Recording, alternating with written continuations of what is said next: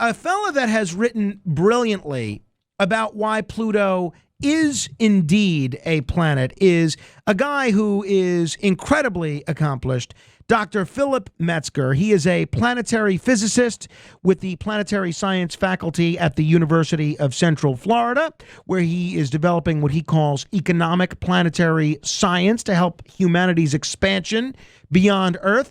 He has 30 years experience at NASA, first as an engineer, then as a physicist.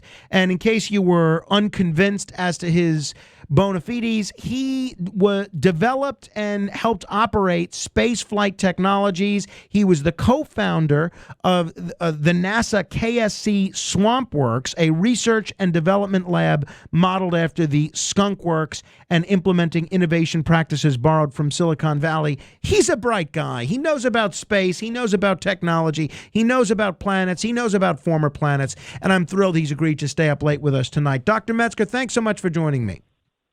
Hi, it's really a pleasure to be here. Thank you. So fill us in. Why was Pluto delisted and demoted from planetary status to begin with? You know, it's really a complicated story, and we'll try to break it down this evening.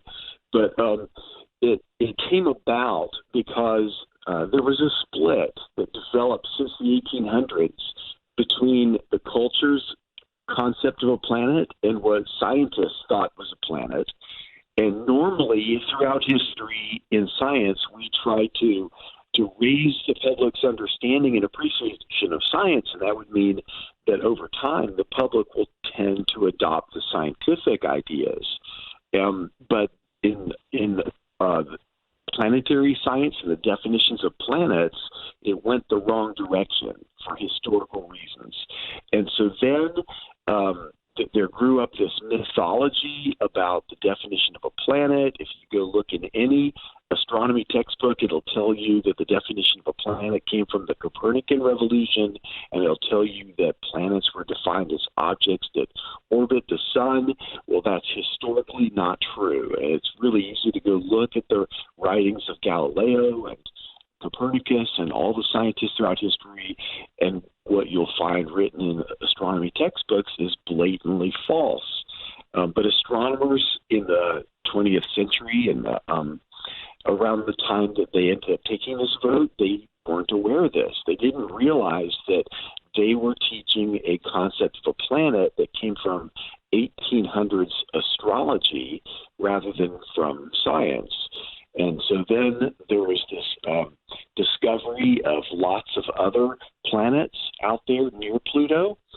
And astronomers started to worry. They started to think we're going to have too many planets in our solar system. And so they decided they needed to take a vote to limit the number of planets. And they thought they had historic precedents, not realizing that they were really acting on astrology. And so they voted to say that if a planet doesn't dominate its orbit, or if a body doesn't dominate its orbit gravitationally, then it's not a planet. And so they invented this new idea to restrict the number of planets. And the planetary scientists were against it. You know, the planetary scientists proposed a different definition, but the astronomers who study orbits, they wanted orbits to be the definition of a planet, and so they rejected what the planetary scientists were saying, and they went along with this idea that ultimately came from astrology. Talking with Dr. Philip Metzger, a veteran planetary physicist and an engineer and a bright guy.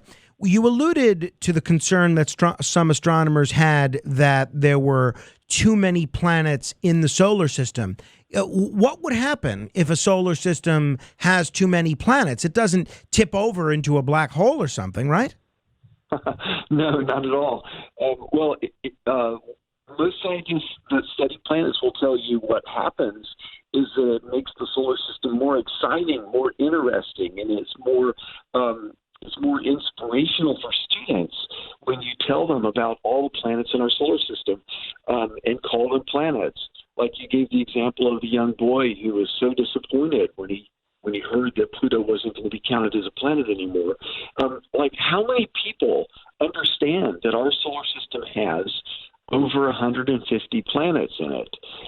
You can say that they're planets or planet-sized bodies, whatever you want to call them, but how many people know that there's more than 150 in our solar system? But the problem is people don't know this, and the reason they don't know it is because the astronomers said, well, let's not call them planets, and that effectively took all the excitement away, and the public stopped hearing about it. And so while we discovered all these planets in our solar system, it ended up being a big secret that the public doesn't even know. You alluded to a vote taken by astronomers on this subject. What was the body, or what was the entity that got to cast that vote that determined that Pluto was no longer a planet? Well, it was the International Astronomical Union, the IAU, and we have agreed in science that the IAU will be the organization that names things, because we want to have common terminology so that we can avoid confusion. But the problem was they overstepped their bounds.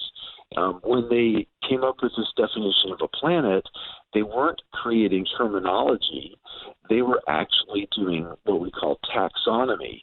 Taxonomy is when you just decide not just the names, but also the ranks of the different categories of objects in nature, and the inclusion or the exclusion of different items from these different categories. For example, in the 1700s, we decided that whales are not fish. We decided that they're mammals. And so they took them out of the fish category and put them into the mammal category. Now, that was taxonomy. That wasn't naming, because we already had the name whales. We already had the name fish and mammals. It was just a matter of putting them from one class into another. So the International Astronomical Union did not have the role or authority to do taxonomy. That should be done by scientists publishing papers and arguing over taxonomy as part of science. But they overstepped their bounds. They haven't done this for anything else. They haven't created definitions for stars or galaxies or anything. They've only done it for planets. And the reason they did it was because they were swept up in this cultural thing. They thought, oh no, the culture doesn't want to have a messy solar system, so we need to make it look unmessy. And it was just a big mistake. So their rationale, the IAU, was primarily due to what they felt was too many planets in the solar system, but also Pluto's size and the nature of how Pluto and what Pluto was orbiting. Is that basically the Reader's Digest version of the bullet points as to why they made this decision? Yeah, that's basically correct. Pluto is definitely a small planet. It's not big, but the majority of planets in our solar system are small. The solar system favors small objects more than large ones.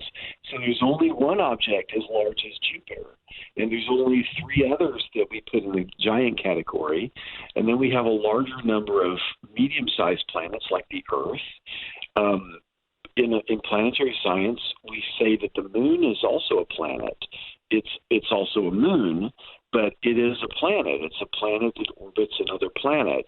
And we say that Titan and Europa and Ganymede, these are moons around some of the gas giants. We say that those are planets. We can call them satellite planets or secondary planets that orbit their primary planets. But there's a larger number of the medium ones, but then there's a giant number of the really small planets. And you might say, well, why does it matter? Why would we say that the small ones are planets? And because we have an even larger number of comets and asteroids, and we don't say that they are planets. But we really have good scientific reasons why we draw the line where we do between small planets and small bodies, asteroids and comets. But the IAU, they didn't want to have this very large number of small planets, and so they came up with the idea of saying that a planet has to clear its orbit. It has to push all the other large objects out of the way. And if it fails to do that, if it doesn't act like a bully, then it's not a planet. They just made that up out of nowhere. It was never a concept that scientists had ever used in doing any science, and we still don't. No scientist ever uses that idea in actual science. But they just made it up in order to keep the number of planets into a small number.